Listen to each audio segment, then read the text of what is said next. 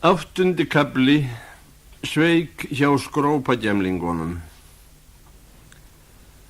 Á þessum stórfenglegu tímum lögðu herlæknarnir óvenju mikla áherslu á að reka djöful þrjóskunar út úr skrópagemlingunum og leiða þá aftur í arma hersins. Herlæknarnir höfðu sérstakar gráður pyntinga handa skrópagemlingum og mönnum sem grunaðir voru skróp, en það voru menn með uppdráttarsýki, gigt, nýrnasjúkdóma, taugaveiki, sykursýki, lungnabólgu og fleiri kvilla. Pyntingarnar sem lagðar voru á skrópagemlingana voru kerfisbundnar og pyntingastígin voru eftirfarandi. Fyrsta, alger svelta í 3 daga, aðeins 1 tebolli kvölds og morgna ásamt aspiríni til þess að svita sjúklingin. Annað, svo að menn held ekki að styrjöld væri nein skemmtisamkomba, fengu þeir stóra kíninskamta. Þriðja, stólpípa 2 á dag með 1 lítra volgu vatni. Fjórða, heltið á laxerolíu ásamt sápuvatni og glussa. 5. Sveipaði lökum vættum í köldu vatni.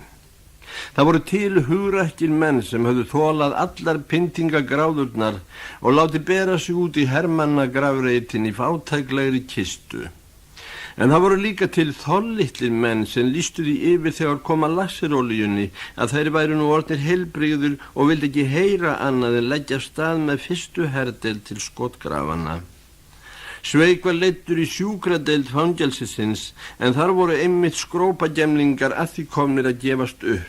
Ég þoli þetta ekki lengur, sagði maðurinn í næsta rúmi við Sveik. Það var búið að dæla 2 úr maga hans. Þessi maður hafði þóst vera nærsýnn. Í fyrramálið fer ég til herdeildarinnar, sagði nágranni Sveik sem lá í rúminu vinstra megin. Hann hafði þóst vera daufdumbur og var látinn laxera heldur hressilega. Í rúminu við dyrnar lá maður með uppdráttarsýki fyrir dauðanum. Hann var sveipaður lökum vættum í köldu vatni. Þarna kemur sá þriðji í þessari viku, sagði sá sem lá hægra megin. Og hvað nú að yður? Það gigtarfjandi, sagði Sveik. En þessari yfirlýsingu var tekið með dynjandi hlátri allra viðstaddra. Jafnvel maðurinn með uppdráttarsýkina sem var að bana komin hló. Það þýðir ekkert að koma hingað með gikt, sagði feitur náungi alvarlega við Sveik. Það er ekki meira værið í gikt en líkþotn. Ég þjáist af blóðleysi, það er búið að taka úr mér hálfan magan og 5 ríf og enginn trúir mér. Hér var líka daufdumbur maður. Í 14 daga sveipuðu þeir hann lökum sem vætt voru annan hvort klukkutími köldu vatni og hverjum degi dældu þeir úr maganum á honum. Allir hjúkrunarmennirnir héldu að hann myndi standast prófið og verða sendur heim, en þá skipaði læknirinn að hella ofan í hann uppsölu meðali. Það fór alveg með hann og upp úr því fór hann að spekjast. Ég get ekki verið daufdumbur lengur, sagði hann. Ég hef fengið bæði mál og heyrn aftur. Félagarnir reyndu að hafa nóman af því að fremja axarsköft, en hann stóð á því fastar en fótunum að hann gæti talað og heyrt eins og aðrir. Og hann tilkynnti lækninum það þegar hann kom morgunin eftir. Hann var furðu þrautsegur, sagði maður sem hafði þóst vera bæklaður á þann hátt að annar fóturinn væri 10 þumlungum styttri en hinn. Það var öðruvísi með mannin sem þóttist að fengi slag. Hann þurfti ekki nema 3 kíninskamta og 1 skamt af laxerolíu og 1 dags föstu. Hann gafst upp áður en að því kom að dælt væri úr maganum á honum og sagðist að einu sinni hafi fengið snert af slagi. Sá sem stóð sig best var maður sem fullyrti að óður hundur hefði bitið sig. Hann beit og ýlfraði og lék ágætlega, en hann gat ómögulega látið freyða við munnvikin. Við hjálpuðum honum eins og við gátum. Við kitluðum að stundum í klukkutíma áður en stofuganga byrjaði, þangað til hann fékk krampa og varð helblár í framan en aldrei freyttum munnvikin. Það var hræðilegt. Þegar hann gafst upp einn morguninn kenndum við allir í brjóstum hann. Hann stóð teinréttur við rúmstokkin, bar höndina upp á húfinu og sagði í tilkynni herra yfirlæknir að hundurinn sem beit mig var alls ekki óður. Yfirlæknirinn horfði á hann svo nístandi augnaráði að hann titraði frá hvirfli til ilja og bætti við: það beit mig alls ekki neinn hundur, ég beit mig sjálfur í höndina. Þegar hann hafði meðgengið ákæru þeir hann fyrir að hafa reynt að bíta af sér höndina til þess að reyna að sleppa við herþjónustu. Já, það erfitt að gera sér upp þá sjúkdóma sem froða munnin fylgir, sagði feiti skrópagemlingurinn. Það til dæmis flogaveiki. Hér var líka maður með flogaveiki og hann sagði okkur að hann gæti lagt sér til kast eins og að drekka vatn, og hann gerði það oft á dag. Hann engdist sundur og saman og kreppti nefana, lét augun standa á stilkum, barðist á hæl og hnakka og teygði út úr sér tunguna, í stuttum máli sagt. Þetta voru fyrsta flokks flog, en þá fékk hann allt í einu kýli, 2 á hálsinn og 2 á bakið, og þar með var öllum umsvífum hans lokið. Hann gat hvorki engsni barist ekki hreyft höfuðið og hvorki setinn í legið. Hann fekk hita og óráð, og í óráðinu ljóstaði hann öllu upp þegar læknirinn kom á stofugöngu. Hann fór í taugarnar á okkur, þessi kílagemlingur, því hann varð að liggja inni hjá okkur í 3 sólarhringa og fekk mat að borða, en við hinir vorum sveltir heilu hungri og vorum með galtóma dælda maga, en hann rumdi og ropaði af offilli. Þannig eyðilagði hann 3 okkar og þeir gáfust upp. Þeir höfðu verið með hjartabilun. Það auðveldast að látast vera geðbilaður, sagði einn skrópagemlingurinn. Það eru 2 slíkir hér í næsta herbergi. Annar hrópar án afláts nótt og dag: það rýkur enn af báli Giordano's Brunós og taki mál Galileis upp að nýju. En hinn geltir stöðugt, fyrst 3 var hægt, voff, voff, voff, svo 5 sinnum hratt, voff, voff, voff, voff, voff, voff, og loks aftur hægt, og þannig upp aftur og aftur.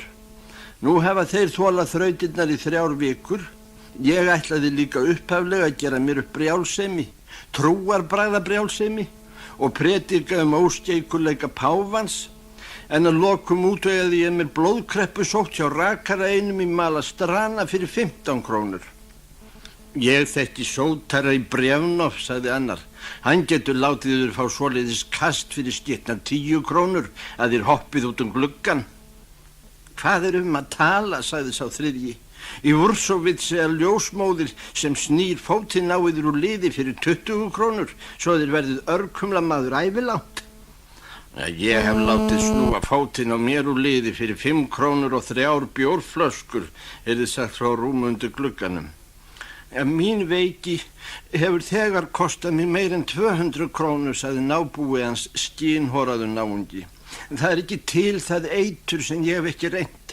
Ég hef drukkið saltsýru, andað að mér kvikasilfursgufu, étið rotteitur, reykt ópíum, stráð morfín ofan á brauðið, gleypt strykning og drukkið fosfór upplaust með brennisteini. Ég hef eyðilagt lifrina, lungun, nýrun, miltað, heilan, hjartað og þarmana en ekkert dugar. En best sagði maður frammi við dyr, að spýta steinolíu undir húðina á handleggnum. En frændi minn var svo heppinn að handleggurinn var skorinn af honum og nú hann laus við herþjónustu. Þarna sjáum við, sagði Sveig, allir verða fórna einhverju fyrir keisaran, jafnvel stólpípu og magadælu. Þegar ég var í herþjónustu fyrir mörgum árum var það miklu verra en þetta. Þá bundu menn skrópagemningana saman á höndum og fótum og fleygðu þeim í myrkvastofu, svo að þeir gætu jafna sig. Þá voru hvergi rúm eða rákadallar eins og nú Það voru bara hörð fleti sem sjúklingarnir lágu á. Einn hafði ósvikna taugaveiki, annar bólusótt. Báðir voru bundnir á höndum og fótum og herdeildarlæknirinn sparkaði í magan á þeim og sagði að þeir væru skrópagemlingar. Svo þegar báðir dátarnir dóu kom málið fyrir þingið og stóð í blöðunum. Okkur var strax bannað að lesa blöðin og rannsókn var látin fara fram á til þess að vita hverjir okkar höfðu blöð og þar ég hef alltaf verið mest rakfallabálkur var ég sá eini í allir herdeildinni sem blað fannst hjá. Svo var ég leiddur til yfirheyrslu og offustinn okkar, sem var mesti gapugsi guðsíunum syndugum líksamur, fór að öskra upp í eyrun á mér, sagði mér að standa beinum og spurði hver hefði skrifað blöðunum þessa frétt og ef ég segði sér það ekki myndi hann rífa út úr kjaftvíkonum á mér og láta loka mig inni. Því næst kom herdeildarlæknirinn, steytti framan í minn hnefana og jós yfir mig ókvæðisorðum. Loks kom offurstinn aftur og öskraði inn í eyrað á mér: ertu fíbl eða ertu ekki fíbl? Herra offursti, ég er fíbl. 20 daga varðhald, engin matur, bundin í 48 klukkutíma, svo hann geti fullvissað sig að herinn hefur enga þörf á fíblum. Við munum áreiðanlega geta lamið allar grillur út úr haustnum á þér lúsablesin þinn, sagði offurstinn og æddi fram og aftur. Meðan ég sat inni fór allt í hund og kött í herbúðunum. Offurstinn okkar harbannaði hermannunum að lesa hvað sem það væri og þó að þeir færu á matsölustaði máttu þeir ekki vefja blöðum utan pilsur eða ostbita. Upp frá því byrjuðu hermennirnir að lesa og herdeildin okkar var svo langvíðlesnasta í öllum hernum. Allir lásum við blöðin og sér hver sveit orti háðvísu offustan okkar og ef eitthvað kom fyrir við herdeildin okkar kom einhver dátinn í blöðin undir fyrirsögninni hermannapyntingar. Og ekki nóg með það, þeir skrifuðu þingmönnunum í Vín og báðu þá ásjár og það var farið að senda þeim skýrslur offustan þar sem sagt var að hann væri skepna og þar fram eftir götunum. Einhver ráðherranna sendi nefnd til okkar til þess að rannsaka málið og maður að nafni Franta Henschel frá Hluboka fékk 2 ára fangelsi af því að hann hafði kært offustan fyrir þinginu vegna þess að offustin hafði gefið honum á snúðin á æfingu. En þegar nefndin var farin, lét offustin fylgja okkur, ávarpað okkur og sagði að hermaður væri hermaður og hann ætti að halda kjafti hvað sem við hann væri gert. Svo þið hélduð þorparennir ykkar að nefndin myndi hjálpa ykkur, sagði hann, en það gerir hún ekki, hún fyrirlítur ykkur og nú er best að hver sveit gangi framhjá og endurtaki það sem ég hef sagt. Svo kom ein sveitin eftir aðra, allir báru höndun upp á húfinu og endurtóku: við héldum þorpararnir að nefndin myndi hjálpa okkur en hún fyrirlítur okkur og offurstinn hló svo að hann varð að halda ístruna þangað til 11. sveit fór hjá. Þegar hún kom þangað sem offurstinn stóð var steinhljóð. Offurstinn var rauður eins og hanakambur af reiði, skipaði 11. sveit að ganga fram hjá aftur, en það fór á sömu leið. Dátarnir störðu bara frekjulega á offustan en sögðu ekkert. Nemi staðar, skipaði offustinn, gekk fram og aftur stundarkorn og barði svipuskaftinu í legglífætna sínar og spýtti. Allt í einu stansaði hann og æpti burtu. Svo snaraðist hann á bak á drógina og hleypti burtu. Við biðum eftirvæntingafullir eftir því hvernig færi fyrir 11. sveit en ekkert skeði. Við biðum heilan dag, annan til heila viku og ekkert skeði. Offurstinn lét ekki sjá sig í herbúðunum og allir urðu fegnir, bæði yfirmenn og óbreyttir hermenn. Svo fengum við nýjan offursta og þann gamla flaug svo fregna hann væri komin á geðveikra hæli eftir hann hefði skrifað keisaranum eigin hendi að 11. sveit hefði gert uppreist. Nú var komið að stofugangi. Grunnstein herlæknir gekk frá einu rúminu til annars og eftir honum gekk aðstóðanmaður hans með dagbókina. Matsjúna, hér, stólpípa og aspirín. Kóvarik, hér, magadæla og kínin. Pókorni, hér, stólpípa og aspirín. Kótatkó, hér, magadæla og kínin. Og þannig rúm frá rúmi, vélrænt og miskunnalaust. Sveik, hér. Grunnstein læknir horfði rannsóknar augum á hinn nýkomna. Hvað gengur að yður? Gikt, herra læknir. Grunnstein læknir hafði vanið sig á kaldhæðni en hún verkaði miklu betur en bölbænir og reiði ösku. Ó, gikt, sagði hann Sveik, það er óþægilegu sjúkdómur. En samt eru þér heppin að fá slíkan kvilla einmitt á stríðstímum þegar allir eiga að fara á vígstöðvarnar. Ég býst við að yður þykir fyrir því. Mér þykir ákaflega mikið fyrir því, herra yfirlæknir. Þannig sjáu því og hann þykir fyrir því.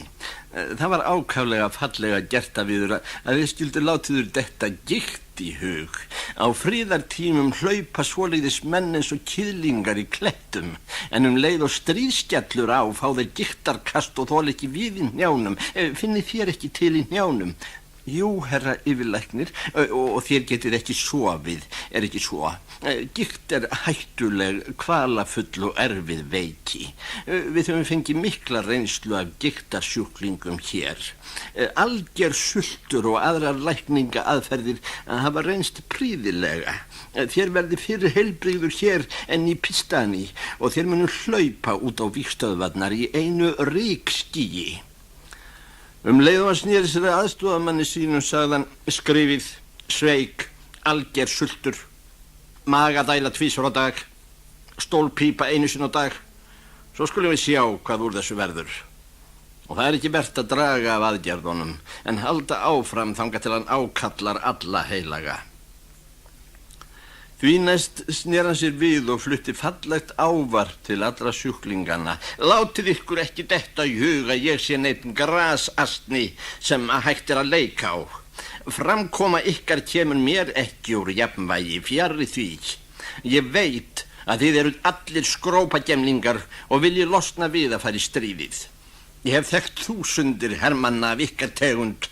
Í þessum rúmum hafa legið þúsundir manna sem ekkert var að, nema það að þá vantaði hinn rétta hernaðar anda. Meðan félagar þeirra háðu styrjöld, héldu þeir að þeir mættu bylta sér í rúminu, borða sjúkrafæði og bíða þangað til stríðið væri garð gengið. En þar óðu þeir í villu og svíma og þið vaðið allir í villu og svíma. Eftir 20 ár munið þið æpa í svefni þegar ykkur dreymur það þegar þið voru skrópagemlingar hjá mér. Tilkynni, herra yfirlæknir, heyrði sagt hátíðlega og rúminu við gluggan, að ég þegar orðin heilbrigður. Ég var þess var í nótt að ég hef engin andþrengsli lengur. Þér heitið? Hóvarik, ég átti að fá stólpípu í dag. Ágætt, en stólpípuna skuluð samt fá, sagði Grunstein. Svo þeir getið aldrei kvartað yfir því að við höfum ekki læknað yður. Svona, af stað allir sjúklingar sem ég hef lesið upp. Farið með aðstoðamanninum svo að hver geti fengið sinn skamt. Og sér hver þeirra fékk sinn fullkomna skamt. Og enda þótt margir þeirra grátbændu miskunn heyrðist hvorki hóstin í stuna frá Sveik. Dragið ekki af, sagði hann við böðulinn sem sett honum stólpípuna. Munið að þér hafið unnið eið og þó að faðir yðar eða bróðir lægi sér yrðir að setja honum stólpípu án þess að drepa titlinga. Munið að sigurinn undir svona stólpípum kominn. Daginn eftir þegar Grunstein gekk stofugöngu spurði hann Sveik hvernig honum geðjaðist að svona herspítulum. Sveik sagði að þeir væru fyrirmyndarstofnanir. Fyrir svarið fékk hann sömu meðferð og daginn áður og til viðbótar aspirín og 3 kínínskamta í vatni. Sókrates hefur ekki tæmt eiturbikar sinn með meiri ró en Sveik, sem Grunstein yfirlæknir reyndi á allar gráður pyntinga sinna. Þegar Sveik var sveipaður í votu lög í nærveru læknisins, spurði hann hvernig sjúklingnum geðjaðist að þessu. Það eins og í sjóbaði eða sundlaug, ansaði Sveik. Hafið þér gikt ennþá? Hefur aldrei verið verra núna því miður, ansaði Sveik. Nýjar pyntingar voru lagðar á Sveik. Meðan á þessu stóð hafði barónsfrú að nafni Bótsenheim ekki eftir fótgönguliðs herforingja lagt mikið á sig við að leita að dátanum sem blaðið Bóhemía að hafði skrifað og lýsti hvernig hann farlama maðurinn hefði látið aka sér í hjólastóli og hrópað til Belgrad, til Belgrad. Þetta hróp sem bar vott eldheita föðurlandsást hafði orðið til þess að ritstjórn blaðsins hvatti lesendur sína að hefja samskot handa þessari farlama hetju. Loks upplýstist í skrifstofu lögreglustjóra að þetta hafði verið Sveig og eftir það var ekki lengi verið að rekja slóðina. Von Botsenheim barónsfrú hafði með sér lagskonu sína og herbergistjón ásamt körfu með ýmsu góðgæti í og ók í flýti til Hradčany. Vestlings barónsfrúin hafði ekki hugmyndum hvernig það var að liggja í sjúkradeild Setulísfangelsisins. Þegar hún sýndi nafnspjaldi sitt var fangelsið opnað fyrir henni þegar í stað. Í skrifstofunni var henni tekið mjög kurteislega og þar var henni sagt að góði dátinn Sveig lægi í 3. herbúð rúmi númer 17. Grunstein yfirlækni sem vissi ekki hvaðan á sig stóð veðrið fylgdi henni þangað sjálfur. Sveig sat upp í rúminu og hafði orðið að þola allar lækningaaðgerðir þessa dags og umhverfis hann voru skínhoraðir sársoltnir skrópagemlingar sem enn stóðu í stríði við Grunstein lækni og var óútkljáð ennþá hver þar bæri sigur af hólmi. Ef einhver hefði staðið á hleri við dyrnar hefði honum ekki dottið annað í hug en að þar inni væri haldin ráðstefna matsveina eða námskeið í matreiðslu. Aðstoðamaðurinn kom allt í einu þjótandi inn eins og byssukúla og hrópaði: "Allir í rúmin! Hér er komin erkihertugafrú, látið ekki skítuga tærnar standa út undan sænginni." Jafnvel erkihertugafrú hefði ekki getað gengið tignarlegar inn en barónsfrú von Botsenheim. Á eftir henni kom heil hirðsveit, meðal annars bókhaldari sjúkrahússins sem hélt að bak við þessa heimsókn stæðu endurskoðendurnir sem ætluðu að ýta sér frá kjötkötlunum heima fyrir og senda sig út í skotgrafirnar sem skotmark fyrir fallbyssur fjandmannanna.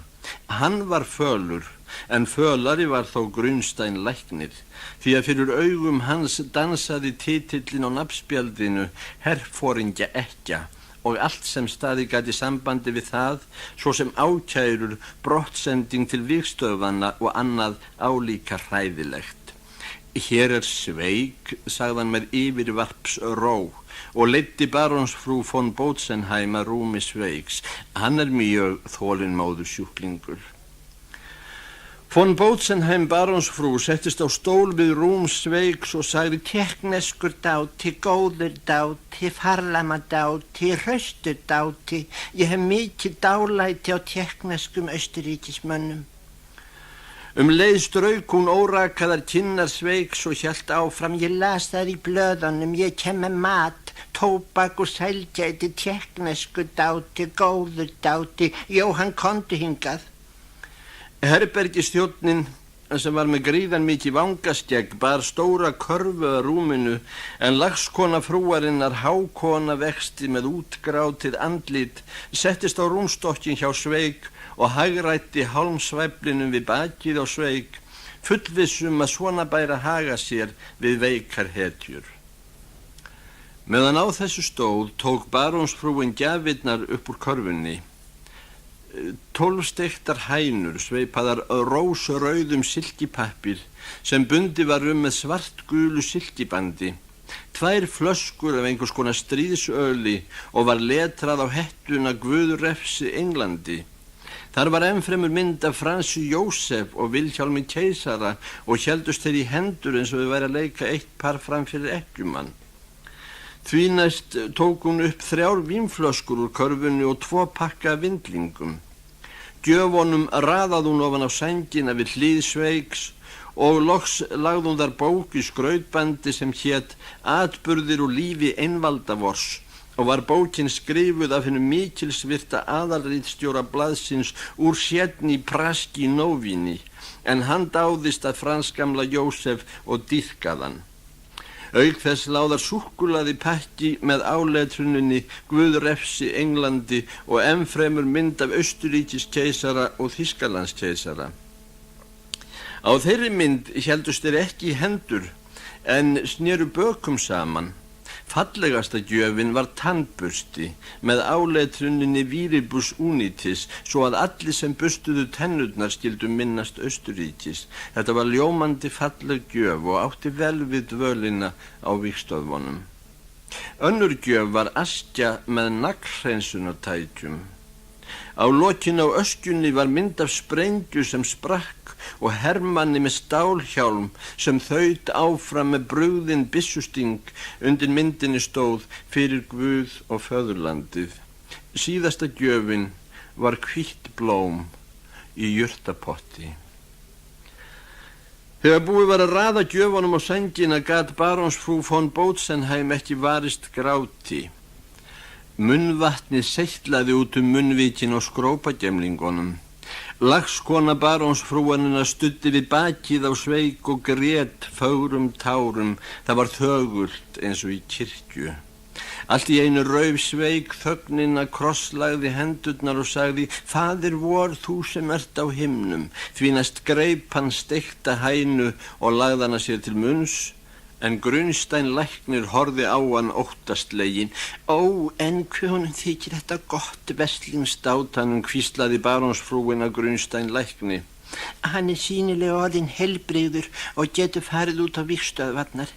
Mér þykir vænt að ég skyldi koma svona mátulega.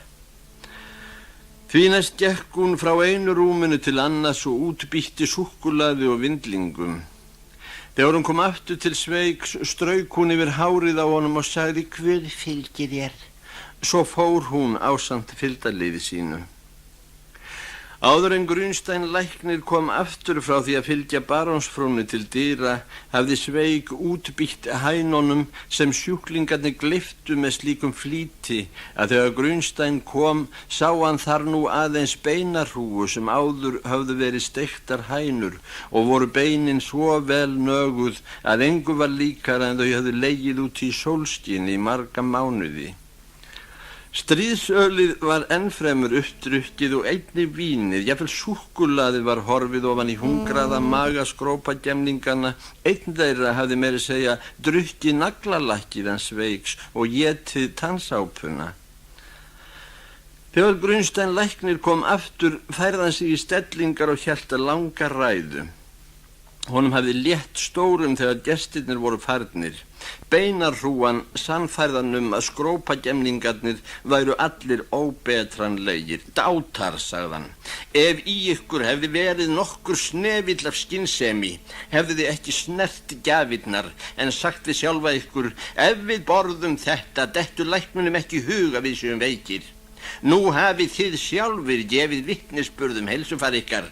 Ég dæli upp úr ykkur, set ykkur stólpípu og læti ykkur fá sjúkrafæði, en þið kýlið vampirnar. Viljið þið fá magasár, en þar farið þið villir vega. Áður en þið fáið tíma til að melta, mun ég dæla öllu upp úr ykkur aftur, hreinsa magan í ykkur svo gaumgæfilega að þið gleymið því aldrei. Og þið skulu segja börnunum ykkar frá því hvernig þið kýlduð vömbina einu sinni á steiktum hænum og öðru góðgæti, en öllu var dælt upp úr ykkur meðan það var volt. Komið þið svo, einn af öðrum, svo að þið sjáið að ég engin nautshaus, heldur ofurlítið hygnari en þið allir til samans. Auk þess tilkynni ég ykkur að á morgun sendi ég nefnd til ykkar, því þið eru búin að bylta ykkur hér í rúmunum nógu lengi og það ekkert að ykkur, fyrst þið gátu tróðið þessu öllu í ykkur áfram gakk. Þegar röðin kom að Sveik og horfði Grunstein læknir á hann og spurði: þekkið þér barónsfrúna? Hún stjúpmóðir mín, svaraði Sveik rólega. Hún rak mig burt á unga aldri og hefur nú fundið mig aftur. En Grunstein greip fram í: seti Sveik eina stólpípu í viðbót. Kvöldið voru skrópagemlingarnir í slæmuskapi. 2 tímum áður höfðu þeir haft allskyns góðgæti í maganum, en nú var þar aðeins lapþunnt tegull og ein brauðsneið. Grunstein læknir stóð við orð sín. Fyrir hádegið komu fáeinir herrlæknar úr hinni frægu nefnd. Þeir gengu alvarlegir fram með rúmunum og sögðu: lof mér sjá tunguna. Sveik rak út úr sér tunguna svo langt sem hann gat, lokaði augunum og gretti sig. Því miður tungan ekki lengri, sagði hann. Því næst hófst skemmtilegt samtal milli Sveigs og læknanna. Sveig fullyrti að hann hefði gert þessa athugasemd vegna þess að hann hefði verið hræddur að þeir álítið að hann ætlaði að fela fyrir þeim tunguna. Nefndarmennirnir voru mjög ósammála í dómum sínum Sveig. Helmingurinn af þeim staðhæfði að Sveig væri fífl, en hinir álítu að hann væri þorpari sem gerði gys að hernum. Það væri nú skárra, hrópaði formaður nefndarinnar, ef við sæjum ekki við yður. Sveig horfði á nefndarmennina saklausum barns augum. Yfirlæknirinn gekk fast að rúmi Sveigs og sagði, mér þetta gaman að vita, þorparinn yðar, hvað þér eruð að hugsa núna. Herra læknir, ég hugsa yfirleitt alls ekki, ansaði Sveig. Guð hjálp okkur, hrópaði einn nefndarmannana og greip til sverðsins. Jæja, svo hann hugsar yfirleitt alls ekki. Og hvers vegna hugsið þér ekki, kristshundurinn yðar? Ég hugsa ekki vegna þess að hermönnum bannað að hugsa. Þegar ég var fyrir nokkrum árum í 91. herdeild, sagði kafteinninn okkar við okkur. Hermennirnir eiga ekki að hugsa. Yfirmenn þeirra að hugsa fyrir þá. Leið og hermaður byrjar að hugsa, hann ekki lengur hermaður, heldur borgaralegur kláðagemlingur. Haldið þér kjafti, hrópaði formaður nefndarinnar, öskuvondur. Við höfum fengið upplýsingar yður. Og þessi maður þykist vera fábjáni. Þér eruð ekkert fífl, Sveig. Þér eru slungin, háll eins og áll og þorpari, götustrákur og lúsablesi. Skiljið þér, það má nú skilja minna. Ég hef sagt yður að halda kjafti, heyrið það? Ég heyri að ég á að halda kjafti? Jesús Pétur, reyni þá að halda yður saman þegar ég hef gefið yður skipun, eigið þér að hlýða? Ég heyri og hlýði. Læknarnir horfðu hver á annan og kölluðu því næst á liðþjálfan. Þennan náunga, sagði formaður nefndarinnar leið og hann benti á Sveig. Getið þér farið með í skrifstofuna og beðið þar eftir skýrslu frá okkur. Hann tíhraustur en skrópar, með þvætting og gerir gys að yfirmönnum sínum. Við munum áreiðanlega sannfæriður að stríðið ekki til að gera gys að, herra Sveig. Sveig fór með liðþjálfanum í skrifstofuna og meðan þeir voru á leiðinni yfirheyrðu nefndarmenn skrópagemlingana í sjúkrastofunni. Af 70 sjúklingum fengu aðeins 2 sjúkdómsvottorð. Annar þeirra hafði mist fótinn en hinn var með raunverulega beinátu. Þeir voru hinnir einu sem ekki fengu að heyra orðin fær til herþjónustu.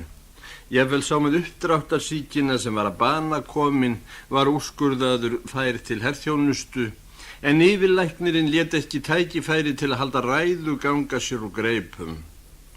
Ræða hans var stutt en ívafið var margs konar skammaryrði. Allir voru þorparar og þrjótar og aðeins að þau vildu berjast hraustlega fyrir keisaran ættu þeir afturkvæmt til mannlegs þjóðfélags og eftir stríðið yrði þeim fyrirgefið að þeir hefðu skrópað og reynt á þann hátt að sleppa við herþjónustu.